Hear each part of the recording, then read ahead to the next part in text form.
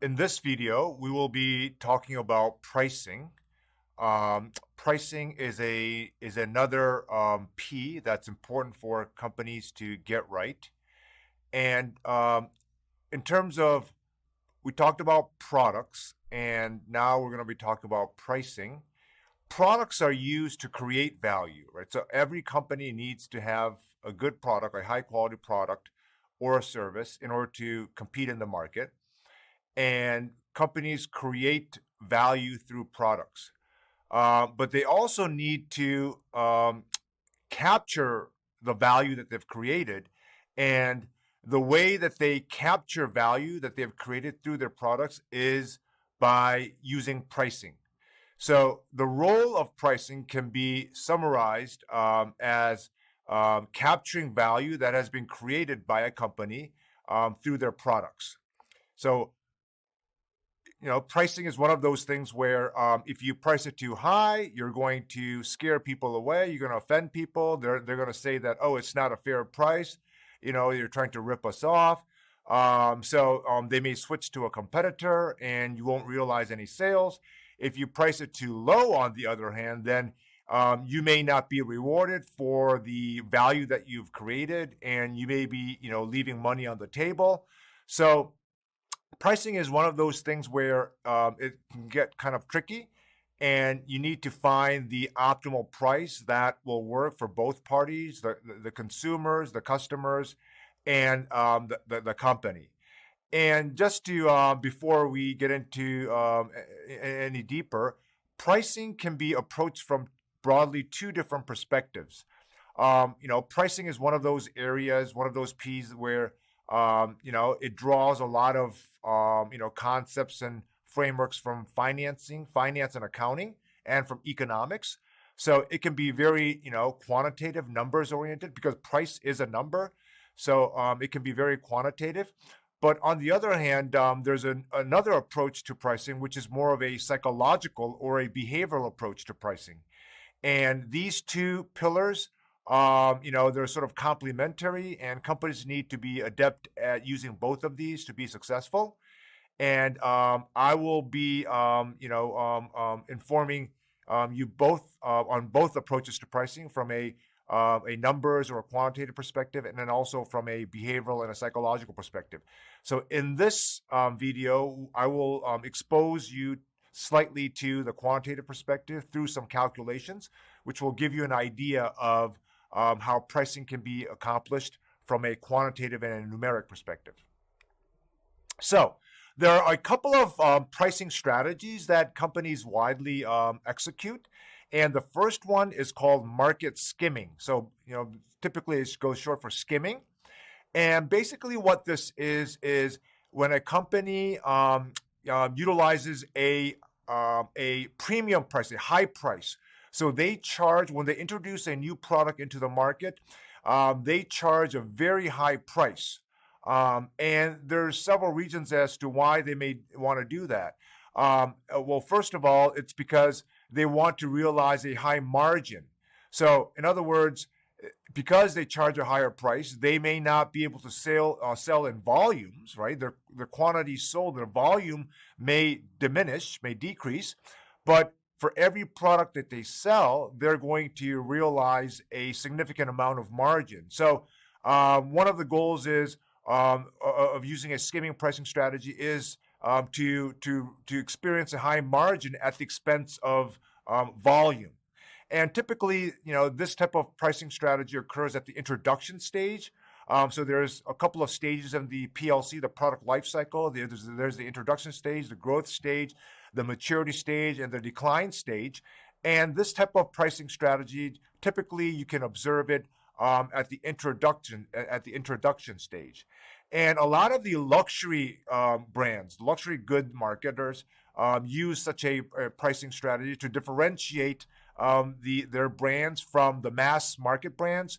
So it's trying to send a very strong signal to the customers that pricing can be used as a cue or as a signal to indicate high quality.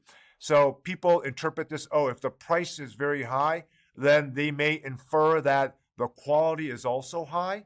Luxury, brands like Louis Vuitton, like LVMH is the corporate brand, is the company, the group that sells Louis Vuitton. That's a very famous French brand, high end French luxury brand that makes handbags, that makes women's accessories, clothing, and nowadays even men's accessories. And also Dom Perignon, that's the high end champagne. But it's all, they use market skimming pricing. So they price it at an extremely high level. And then for companies such as Reebok, where, it's sold in many different parts of the world. But in India, Reebok uses a market skimming strategy, unlike they do in the US or Canada and North America, where they charge a premium price. Different brands and different companies, they may be selling very similar products, but depending on the local market situation and the competition, they may exercise a market skimming strategy, as is the case with Reebok. The next pricing strategy is called a penetration pricing strategy, which is kind of like the opposite of what we just saw, the skimming pricing. So this is on the opposite end of the continuum, where they intentionally sell at a very low price. And again, there can be many objective reasons as to why a company may want to sell at a very low price. And some of those reasons may be they may want to saturate the market. They may want to preempt the market before the competition, so as to increase their market share. So obviously, if you sell it at a low price, you are competing, you're using a volume-based strategy as opposed to a margin strategy. So if the cost to make a product is $100, but you're selling at $105 or $110, then your margin is basically $5 or $10, right? So that means that your margin is going to be low, but unlike other companies that may be selling at 140, 150, you may be able to achieve volume. So the number of quantities sold will make up for the low margin that you're experiencing. So it all depends on what your goals are, right? So if you want to compete based on margin, then you would be more interested in a skimming pricing strategy. Whereas if you're more interested in a volume-based strategy, just quantity, you want to flood the market, then a penetration pricing strategy will be the way to go. And then the next strategy is what we call a companion products or a captive or razor and blade pricing strategy. And the reason why they call it a razor and blade is because the two products that are being sold are very complementary. A consumer cannot use one without the presence of the other. So you need both, and they play complementary roles. So if you think about a razor and a blade, you can't use a razor without a blade, and you can't use a blade without a razor, right? They go hand in hand. And typically, companies, they make money not by selling razors, but by selling blades, because a razor, once you buy a razor, it's going to last you a relatively long period of time, whereas a blade, as you use it over time, it's going to get dull, and it's not going to, work as well. So, consumers have to constantly replace their blades, but not their razors. So, that's their business model, right? So they price the blades at a high price, whereas they price the razors at a relatively reasonable price. So they make customers buy both. But at the end of the day, like I said before, they have to buy the blades to continue to use the razors. And since they price their blades at a relatively higher price than the razors, they make money off of selling this as a bundle.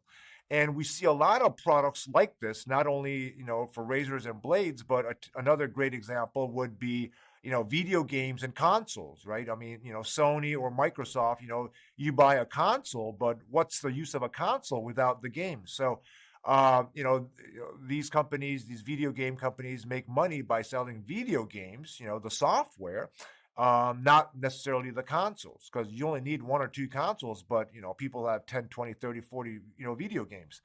The same thing can be said for another classic example is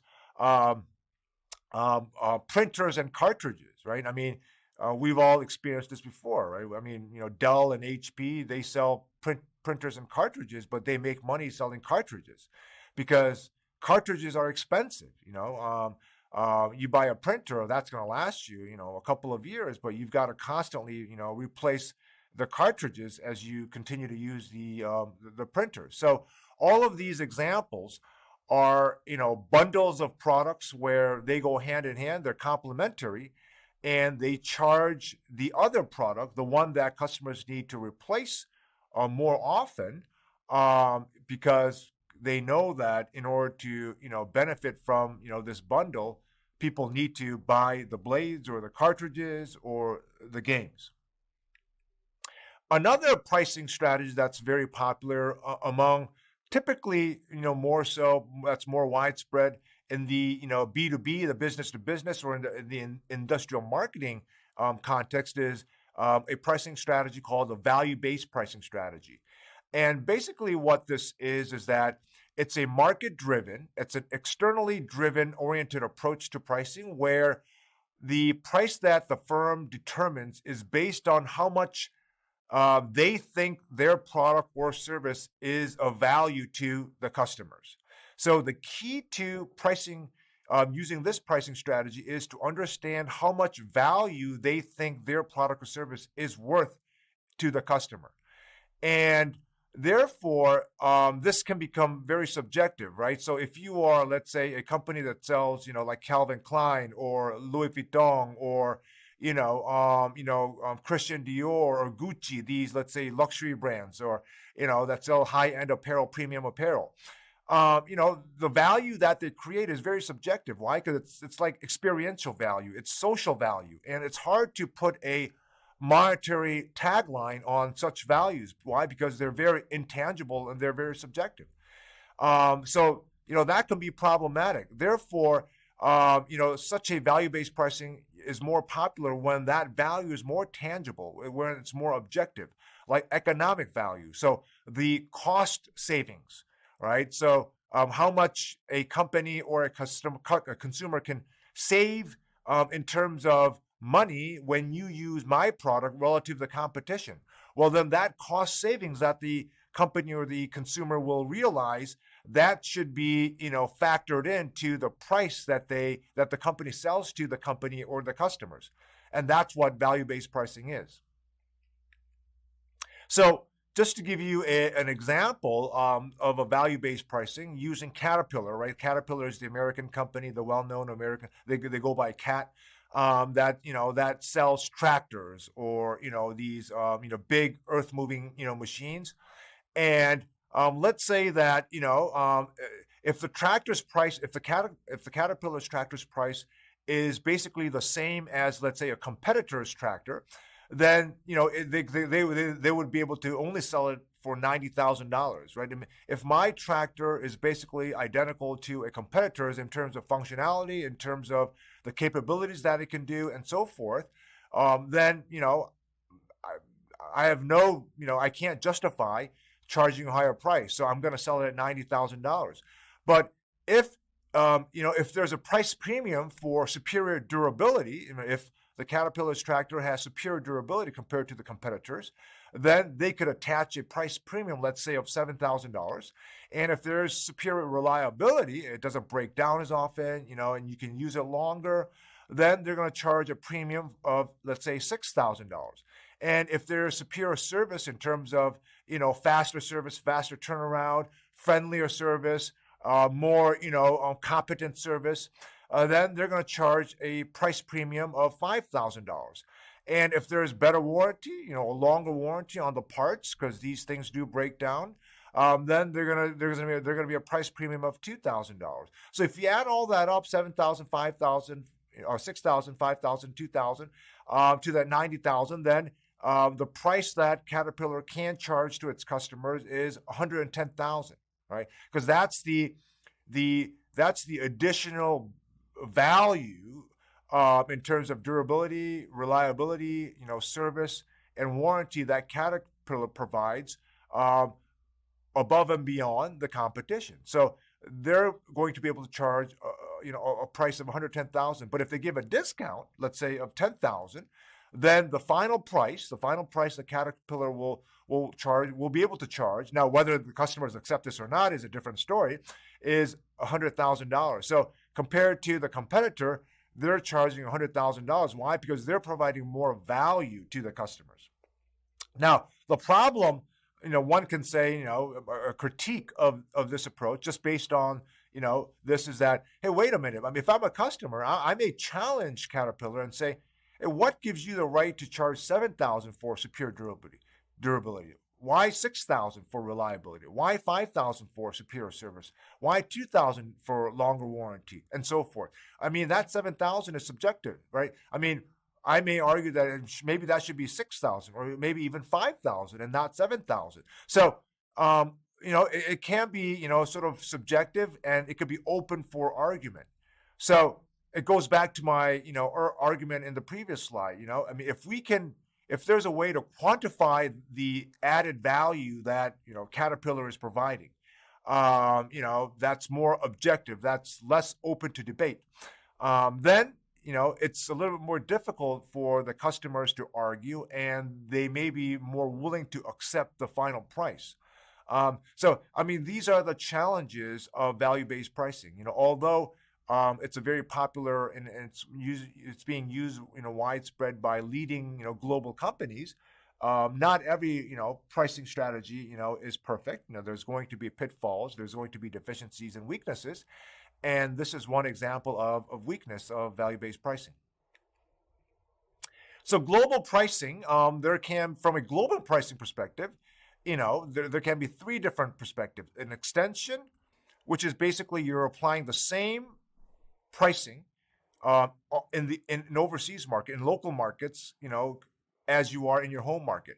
And that's similar to, subscribing to an ethnocentric approach to pricing, right? I mean, you believe that your home market pricing is correct, and therefore you apply the same pricing across the board in different parts of the world. And then an adaptation pricing is where you charge different prices to each different local market. And that's consistent with the polycentric approach to pricing, where you are adapting your pricing differently to every market that you are entering. And then the geocentric is somewhere in between, right? So it's not as extreme as the extension or the ethnocentric, and also it's not as extreme as the adaptation or the polycentric. So it's trying to find the middle of the ground approach where it's based on region. So you're pricing, in a very similar fashion in North America, in Canada, the U.S. You're pricing similarly in the EU. You're pricing similarly in the in Central Asia, or in Eastern Europe, in Eastern European market, or in the Far East, or in Southeast Asia, or in Oceania. So based on the region, the blocks, you're pricing it similarly. So it's kind of taking a middle of the road option between the extension and the adaptation strategy. So I'll skip the next three slides because I've explained each of these strategies in detail. Okay, so here we have some additional approaches to pricing. I've already talked about the skimming pricing, the penetration pricing, the razor blade type of pricing, and the value-based pricing. I'll introduce you to two additional pricing, which is the cost plus and the competition based. So the cost plus pricing is an internally based approach. It's totally internally driven. And basically what this pricing approach means is that you calculate how much it costs to develop a product. Right? So a company should know how much it costs to manufacture a product. Right? That's basically your COGS, your cost of goods sold. And then you tack on a certain margin to that, cost. So if it costs $100 to make the product, then, if you add on a 20%, then you're going to charge, a final price of $120. So, it's a very simplistic method. Everyone can relate to it. It's easy to understand. And all the data and the information resides internally within the firm. You don't have to go outside of the company to ask customers. That's why it's very simplistic. It's intuitive. And that's why it's probably one of the most popular and widespread, pricing approaches that companies use. The other approach to pricing is a competition-based method.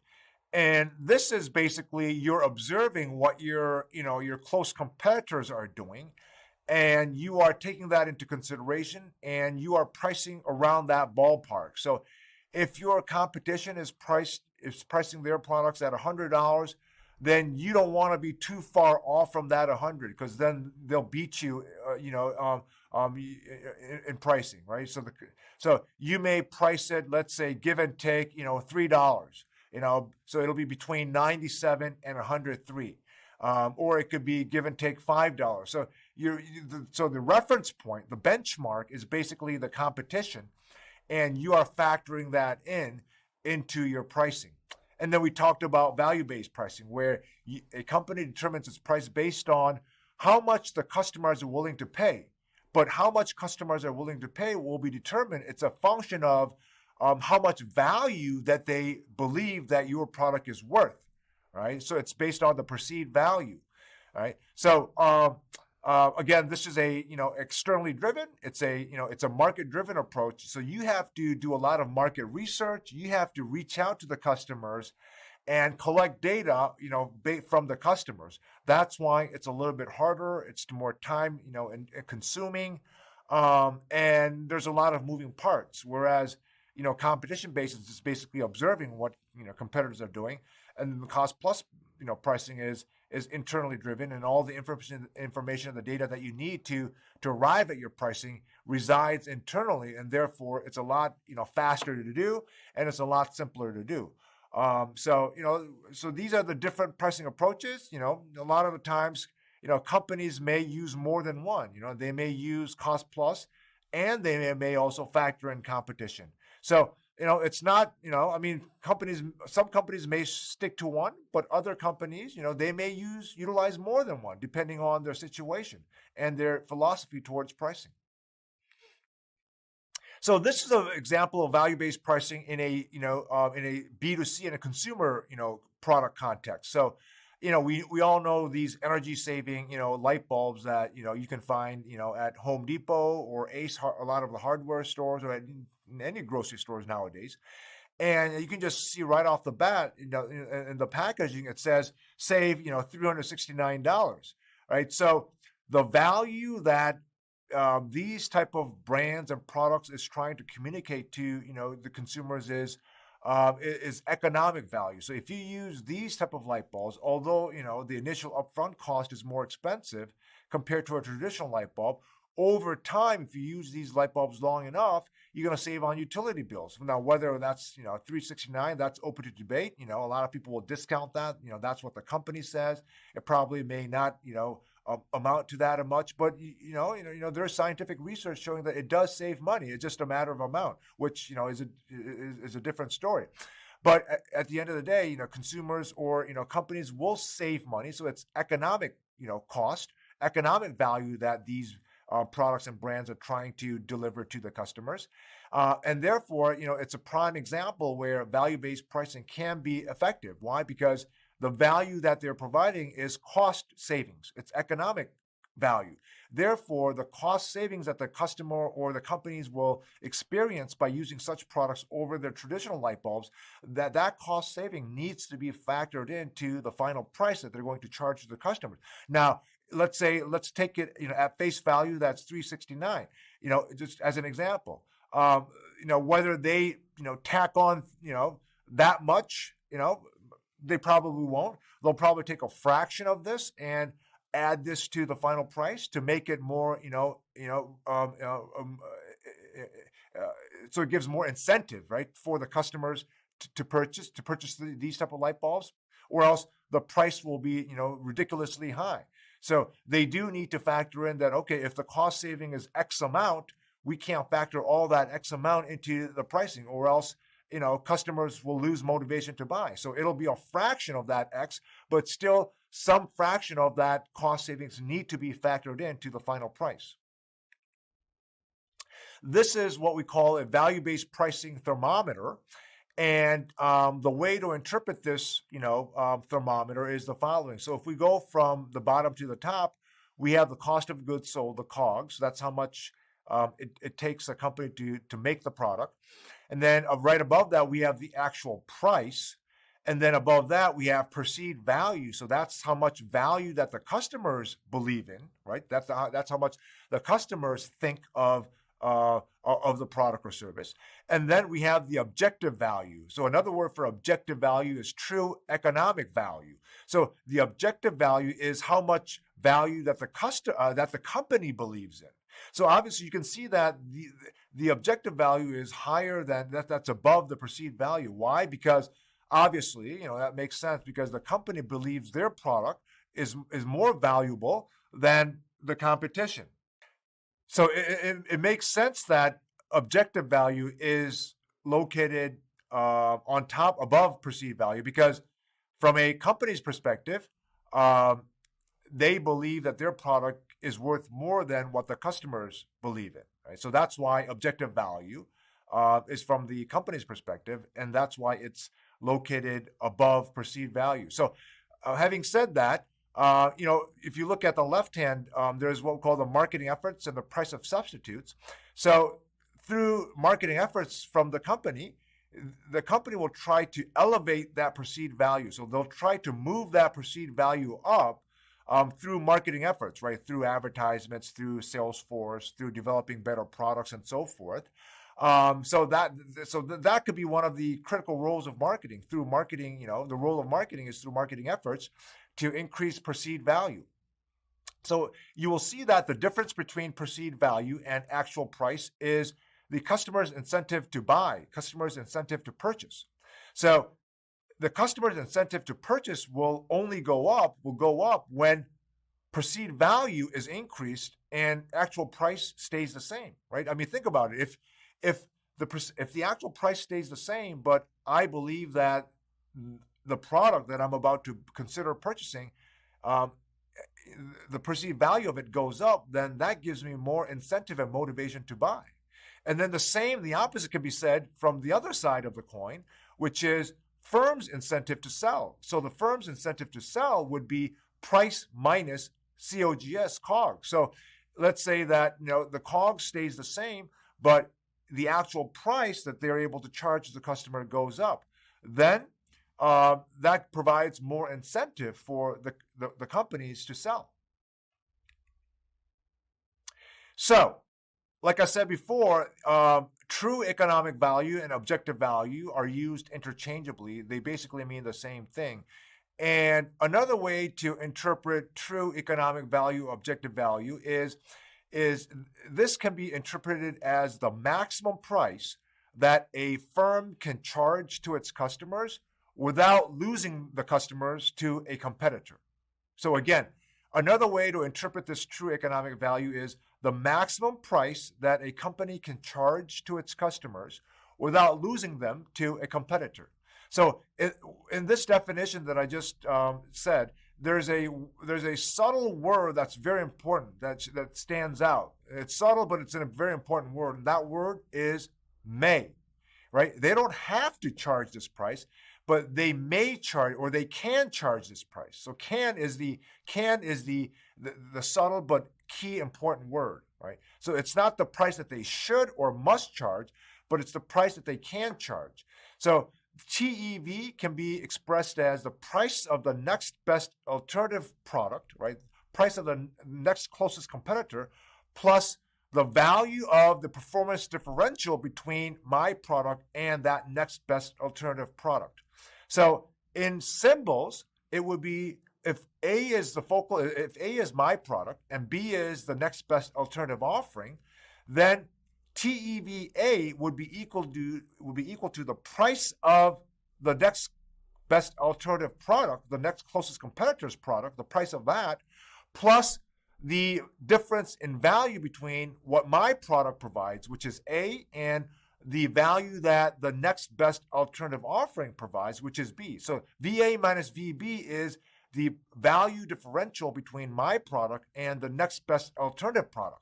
Right, so if you add that to the price of the next best alternative product, that should give me the highest price, the maximum price that I can charge to customers without losing them to competitors. Because if you charge higher than this price, then they're going to, probably switch. You may be able to get away once or twice, but over time, customers will learn, they'll find out, they'll figure it out, and they'll, most likely switch to a competitor that's providing more value for the price that they're charging. So let me explain this using an example. So an example of true economic value.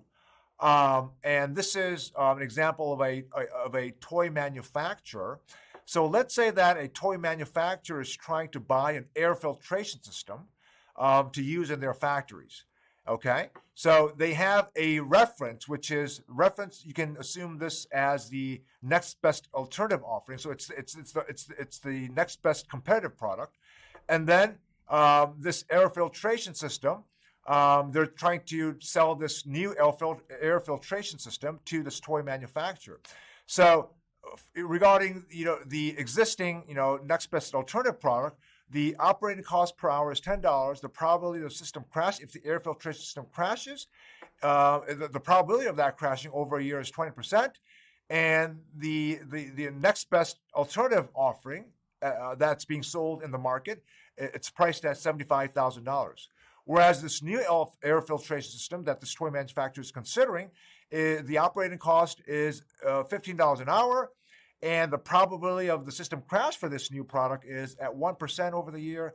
But they're trying to determine this new price that they're going to charge to this toy manufacturer. So if that's the case, then the TEV, or the objective value, or the maximum price that this company that's trying to price this new air filtration system to this toy manufacturer can be expressed as the price of the reference product, which is the competing product that's being sold in the market at $75,000, plus the difference in the differential in value between my product, this new product, and the reference product.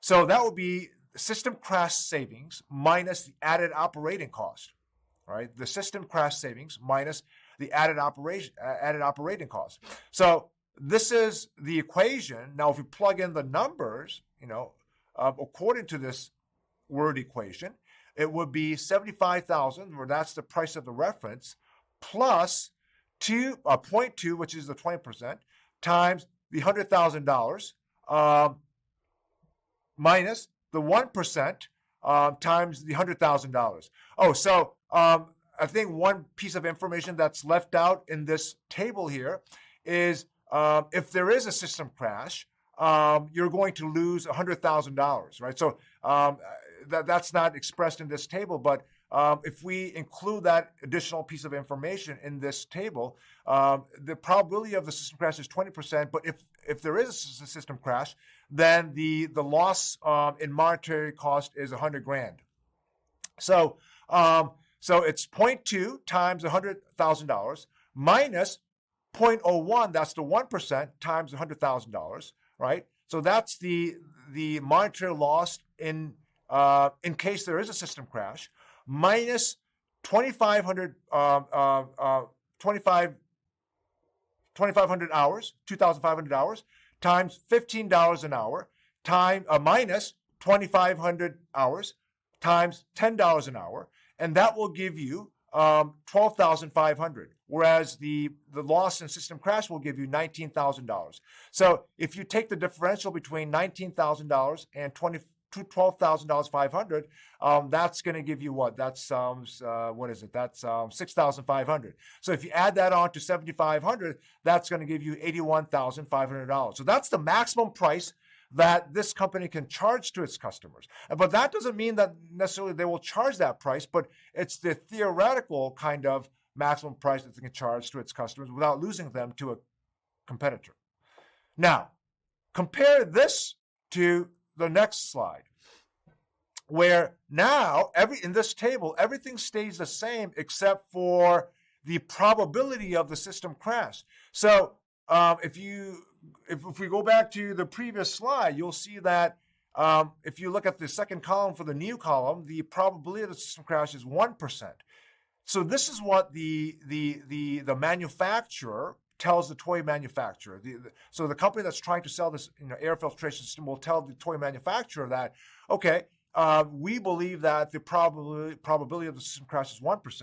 However, the toy manufacturer may believe, hey, that seems unrealistic. That seems like that's too low. So we believe it's 5%, okay, instead of the 1%. So all of the information stays the same as before. The only difference is we change from the toy manufacturer, which is the buyer's perspective, they believe that it's not 1%, but it's 5%. So then the equation stays the same. The only difference is instead of 1% times $100,000, it's 0.055% times $100,000. And therefore now you arrive at the final price of $77,500. So before we saw that the final price was $81,500, whereas based on what the toy manufacturer believes in, which is the perceived value, the price now drops to $77,500. So from the customer's perspective, this is the price that they believe the product is worth, because this is, in the minds of the customers, what the product is worth, because the probability of the crash, they believe, is not at 1%, but it's worth at 5%.